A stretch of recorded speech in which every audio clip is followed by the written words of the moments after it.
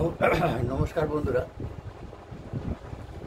আজকে আবার আপনাদের সামনে এই বীজক কবির দাসজির বীজক কিছু অংশ, যেসব অংশটা আমি গত ভিডিওতে দিয়েছিলাম, তারপর থেকে আমি এবারে शुरू করছি। सज्जनों, श्रुतिजनों, सबको मेरा नमस्कार। और जो आगे हम वीडियो दे चुके हैं बीजक से, उसको आगे हम अब चलने की कार्यक्रम शुरू कर रहे हैं। অর্থাৎ এখান থেকে আমরা শেষ করেছি যেখানে, তারপর এখানে আগের বারে যেটা দেওয়া আছে আপনাদের আবার এটা বলে দিই। ओंकार आदि जो जाने, लिख के मेटे ताहि सो माने। ओंकार कही सब कोई, जिन ये लखा सो बिरला कोई। খুব স্বাভাবিক, সাধারণভাবে আমরা বুঝতে পারছি যে ওঙ্কার আদিকে যারা আমরা জানি বা লেখালেখি করি, এগুলোকে তারা যারা লিখেন তারাও মানেন। ওঙ্কার কাহি সব কই, সবাই ওঙ্কারকেই বলেন। এ লেখা, যিনি এটাকে লক্ষ্য করেছেন বা যার দৃষ্টিতে এটা এসছে, তাকেই সো বিরলা কই, অর্থাৎ খুব বিরল ব্যক্তি যিনি, তিনি এটাকে দেখেছেন বা দর্শন করেছেন, তিনি দ্রষ্টা। तो बंधु, शायद आप समझ गए होंगे कि बंगला का और बंगला में जो हम बोले हैं, आपको भी पता चल गया कि क्या बोले। तो बारी बारी में हम हिंदी बांग्ला दोनों माने आपस में दो बहन है, तो भाषा, ये दो भाषा पे आपको हम देते रहेंगे। तो जहाँ तक हम पिछले वीडियो को हम बोले थे, जो ओंकार लिखे सो और फिर मेट डारे, ताई को सच जीव ऐसा माने। ये अर्थ ओंकार कहिए पिंडांड और ओंकार कहिए ब्रह्मांड, कई तरह से। सुनो, मस्तक सोई बिंदु निर्विकार, অর্থাৎ আমাদের এই মাথা এটাই সই বিন্দু নির্বিকার, অর্থাৎ যার কোনো বিকার নেই। আর নাভি সই বিকার, নাভি হচ্ছে তার বিকার আছে।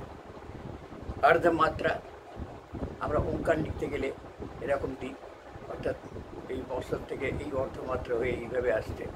তো এইভাবে কার বিন্দুর অর্ধমাত্রা হৃদয় সই মকার কুণ্ডলী, আমাদের যে এই হৃদয় এটাই হচ্ছে মকার, মকার কুণ্ডলী। কণ্ঠ সই উকার দণ্ডক, ত্রিকুটি সই অকার তারক। তারক, এখানে তারক কোনো কথা বলা, ইয়ের কথা বলা হয়নি এখানে। তারক মানে তারণ করে, যে আমাদেরকে বাঁচিয়ে রাখে। तो सोई आकार तारक, इस प्रकार से पंचमात्रा ओंकार जीवन ने अनुमान किया पिंडांड। तो এইভাবে পঞ্চমাত্রা ওঙ্কার আমাদের জীবনের আমরা অনুমান করেছি এই পিণ্ডাণ্ডের মধ্যে। পিণ্ডাণ্ড অর্থাৎ আমাদের শরীর, আমরা এই যে ব্রহ্মাণ্ড বলি, আর আমাদের শরীরটা হচ্ছে পিণ্ডাণ্ড, অর্থাৎ একটা পিণ্ডের অণ্ড। খুব স্বাভাবিকভাবেই আমাদের শুক্র যখন গর্ভে যায়, তখন সে ওই শুক্র কীট হিসেবে তারপরে একটা পিণ্ড তৈরি হয়। এই জন্যই আমাদের শরীরটাকে বলা যাচ্ছে पिंडांड, अर्थात पिंडांड। तो ये संपूर्ण नाशमान मिथ्या और जीव सत्य, अर्थात আমাদের যে ধারণা এগুলো হচ্ছে সব নাশমান, সবই ভুল। আর আমরা যে বেঁচে আছি জীব, অর্থাৎ প্রাণীগুলি বা জীবগুলি, এটাই হচ্ছে সূত্র। ये स्थूल मात्रा हुई।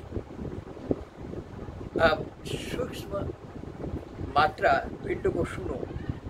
प्रथम जब शून्य स्वभाव रहता है, তাহলে প্রথম মাত্রা দেখুন বলছে খাওয়া जा रहा है कि শূন্য স্বভাব रहता है, অর্থাৎ তখন স্বভাবের মধ্যে শূন্য থাকে। এখানে আমার এই बोलते बोलते मेरे मन में भी एक प्रश्न आ गया है कि शून्य क्या चीज़ है। शून्य या प्रथम जब शून्य स्वभाव रहता है, जब प्रथम जब शून्य स्वभाव रहता है तो তখন এই গর্ভাবস্থায় আমাদের কোনো উৎপত্তির ইতিহাস নেই। একটা শুক্রকীট সে আসছে তখন সেটা শূন্য অবস্থা থাকে। तो तब शब्द विद्रूप स्थान ब्रह्मांड ताको निर्विकल्प निरमय ब्रह्म बोलते हैं। ताकि আমরা বলছে যে তখন শব্দ বিন্দু, এই শব্দই হচ্ছে বিন্দু। এই আমরা যার জন্য বলি যে শব্দই হচ্ছে ব্রহ্ম, শব্দ ही ब्रह्म है।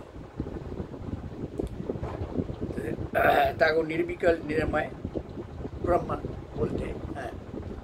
फिर वहाँ से स्फूर्ति होती है। एखे स्फूर्ति माने हमारे धरते हैं। स्फूर्ति का मतलब हो गया ये आनंद उल्लास, ये जो स्फूर्ति है ये स्फूर्ति भी वहाँ आ सकता है। और बाद में स्फूर्ति मतलब हो सकता है कि इसका वृद्धि, इसको भी स्फूर्ति हम कह सकते हैं। तो फिर वहाँ से स्फूर्ति होती है। सोई सह विकल्प अर्थ मात्रा तुरिया, মানে তুর্য, বাংলায় তুর্য বলে তুরিয়া, অর্থাৎ তুর্য রূপে, অর্থাৎ মানে বৃত্তিময় রূপ যার শক্তি আছে, যে বলশালী তুরীয় অবস্থা যাকে বলে, একদম উচ্চ मार्गेर दिखे। तो फिर वहाँ से स्फूर्ति होती है। सोई वो विकल्प मात्रा तुरिया, ताको अव्यक्त सबल ब्रह्म कहते हैं। ताकि अव्यक्त सबल ब्रह्म बोला है। तब शब्द नाभि स्थान में विकार रूप होता है। तখন शब्द नाभि स्थाने যে আমরা যে কথা বলি, বিভিন্ন শব্দ উৎপন্ন হয়, সেটা নাভিতে ধাক্কা লাগে। ভালো ভালো নাম করা যারা সঙ্গীতকার গায়ক আর কি, দেখবেন তাদের মানে যখন স্বর বেরোয় মানে যে নাভির থেকে বেরোচ্ছে। আমরা অনেক বড় বড় ওস্তাদদের দেখেছি করে যে গানটা আছে, সেই গানটা ये बोलते फिर वहाँ से स्फूर्ति होती है। स्वभाव विकल्प को अव्यक्त सबल ब्रह्म कहते हैं। तब शब्द नाभि स्थान में विकट रूप रहता है। तहाँ से चित्त चतुष्टय उदय होता है। তারপর থেকেই ক্রমশ চিত্ত চতুষ্টয় উদয় হচ্ছে। অর্থাৎ চিত্তরূপ চতুষ্টয় মানে চারটে ভাব আসবে। আমাদের চিত্ত তখন তারপরে আমাদের যে প্রাণের সঞ্চার হয়, শরীর বার বৃদ্ধি হয় ইত্যাদি সেখানে। তাই বলছে तो सो चित्त से अनुसंधान उठता है और बुद्धि निश्चय करती है। तो बुद्धि बोध स्वरूप माँ तत्व कहलाती है। তখন বোধ যখন আসে তখন এটাই বুদ্ধি আর কি, আমাদের বোধ স্বরূপ, এটাই মহাতত্ত্ব বলে गणना करा है महातत्व बोला है। उसी को कोई कूटस्थ कहते हैं। अर्थात আমরা দেখি কূটস্থ এই জায়গাকে বলা হয়, এটাকেই কূটস্থ বলা হয়। অর্থাৎ বুদ্ধির মূল স্থান জ্ঞান, এটা কূটস্থ হচ্ছে, এটা হচ্ছে আমাদের জ্ঞান চক্র, আজ্ঞা চক্র, বুদ্ধি চক্র, গুরু চক্র, যাই বলি না কেন, এই কূটস্থ কুটির ওপরে যিনি স্থির হয়ে আছেন, অর্থের তাই देवता बुद्धि बोध स्वरूप माँ तत्व कहलाती है, उसको कोई कुटस्थ कहते हैं। फिर शब्द कुंडली शून्य स्वरूप मौकार होके हृदय में आता है, तब मन उद्वेग से संकल्प होता है। তখন মনে যে উদ্বেগ আছে সেখান থেকে আমরা সংকল্প গ্রহণ করি। ইচ্ছা সংকল্প অর্থে প্রতিজ্ঞা প্রমাণ ইত্যাদি, আর इच्छाओं বোঝায়। তাই शब्द कंठ स्थान में उकार रूप रहता है। शब्द এই কণ্ঠে উকার রূপে থাকে, উকার রূপে থাকে। আমরা যদি ওম এই যে করছি তখন দেখবেন যখন শব্দটা বলছি তখন সেইখানে এখান থেকেই যেন বেরোচ্ছে আর কি। এই तो शब्द कंठ स्थान उकर रूप है, दंडक होता है। তাহা पांच कला निर्माण होती है। সেখানে পাঁচটা কলা হয়। কলা বলতে মানে অংশ, আমরা যেমন চাঁদের কলা বলি, পূর্ণিমার থেকে অমাবস্যা বা অমাবস্যা থেকে পূর্ণিমা, ক্রমশ বৃদ্ধি হচ্ছে, পূর্ণিমার দিকে যাচ্ছে, আবার ক্রমশ যখন ক্ষয় হচ্ছে তখন আস্তে আস্তে সেই অমাবস্যা, এটাকেই হচ্ছে কলা বলা। বার বৃদ্ধি যারা আছে এবং যে কমে বাড়ে যে অবস্থাটা তাকেই কলা বলা হচ্ছে। তা এখানে পাঁচটা কলা निर्माण है। की कला? शब्द, स्पर्श, रूप, रस, गंध याका सूक्ष्म देह बनता है। एर माध्यमेই আমাদের এই সূক্ষ্ম শরীর তৈরি হয়, মানে পঞ্চভূতের প্রকাশ है। और नाना संकल्प विकल्प होता है। तो প্রত্যেকেই বিভিন্ন संकल्प विकल्प उथाल पाथाल जाके बोलो সেভাবেই আসে। तो फिर त्रिकुटी पर आय के आकार रूपी शब्द होता है। যখন त्रिकुटे আসে সেটা তখন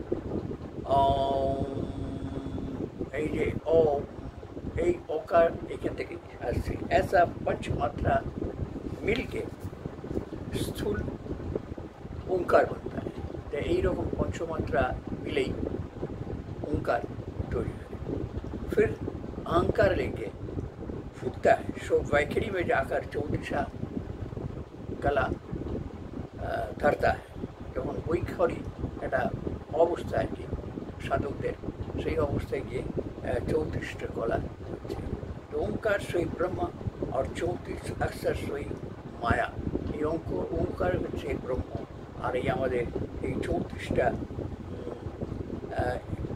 ओंकार सोई ब्रह्म और 34 अक्षर सोई माया। এই 34 অক্ষর হচ্ছে মায়া। তো ये अर्थ অর্থাৎ এটাই অর্থ। দাস বলছেন আমি কিন্তু বীজক হাতে নিয়েই এই বলছি আর কি। বীজকে যে পদগুলো আছে আমি আগেই বলেছি আগের ভিডিওতে, যে আমি জ্ঞান 34 যে অধ্যায়টা আছে সেখান থেকেই পড়ছি আর কি। জ্ঞান 34 যে অধ্যায়টা আছে এই বীজকের, এটা হচ্ছে 248, 249, 49 নম্বর, 248 और 249 पन्ना बीजक का है। यहाँ 248 का आया है। এবারে বলছে কবিরদাস जी बोलছেন যে এবার अक्षर की उत्पत्ति শুনো। এই অক্ষরের উৎপত্তি কী করে হলো এটাই শুনো। সুতরাং এই পর্যন্তই রাখলাম এটা। জ্ঞানের এরপরে এই অক্ষর আস্তে আস্তে একটু বেশ আছে আমাদের যে অ-ক-খ বলি, এই অ-ক-খ উৎপত্তি এবং তাদের যে পরিচয়, তারা কে কোথায় থাকে এই সম্পর্কেই কবিরদাসজি আমাদেরকে বর্ণনা দিয়ে গেছে। আর সঙ্গে থাকুন, এই উপলব্ধিগুলো নিজের মনে আনুন, আপনার অনেক ভালো লাগবে আশা করি। তো সঙ্গে থাকবেন। আর